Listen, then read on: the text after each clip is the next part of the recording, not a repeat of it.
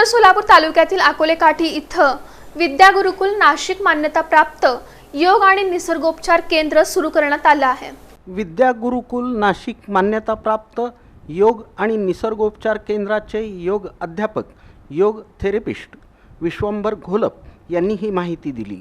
उत्तर सोलापूर तालुक्यातील अकोले काठी इथं बार्शी रोड नजीक हे योग आणि निसर्गोपचार केंद्र सुरू असून इथं शारीरिक जुनाट आजारांवर योगोपचार आणि निसर्गोपचार केले जातात।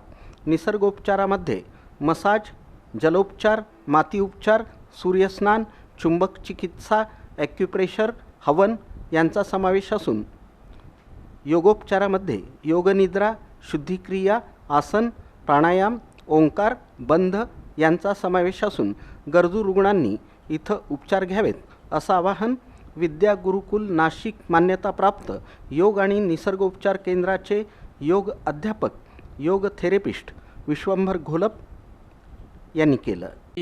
विश्वंभर विश्वनाथ घोलप,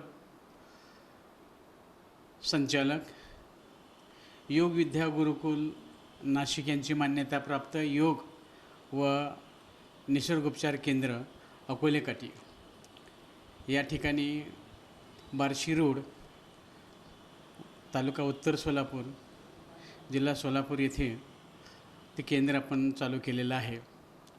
या ठिकाणी आता जवळजवळ 2 वर्षे होत आलेले आहेत हे केंद्र सुरू आहे। या ठिकाणी आपण निसर्गोपचारामध्ये वेगवेगळ्या प्रकारच्या आजाराच्या अनुषंगानं ह्या ट्रीटमेंट देत असतो।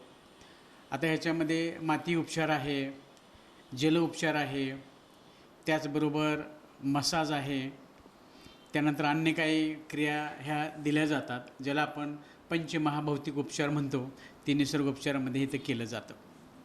त्याचबरोबर त्याला जोड योगाची दिलेली आहे। त्यामुळं योगामध्ये आपण आसन, प्राणायाम हे तर घेतो कारण हे ह्या गोष्टी सर्वांना माहिती आहेत। त्याचबरोबर या ठिकाणी योग निद्रा दिली जाते, ओंकार शिकवला जातो आणि करून पण घेतला जातो आणि योग निद्रेच्या माध्यमातून त्या विकार जे असतील ते विकार हळूहळू कमी व्हायला ही मदत होते। अशा प्रकारचे आपण या ठिकाणी शुद्धिक्रिया, शरीरशुद्धी, बंध, पंचमहाभौतिक उपचार अशा प्रकारचे या ठिकाणी सगळ्या ह्या दिल्या जातात। या ठिकाणी राहण्याची, जेवणाची, त्याचबरोबर निवासाची अशा प्रकारची सोय आहे।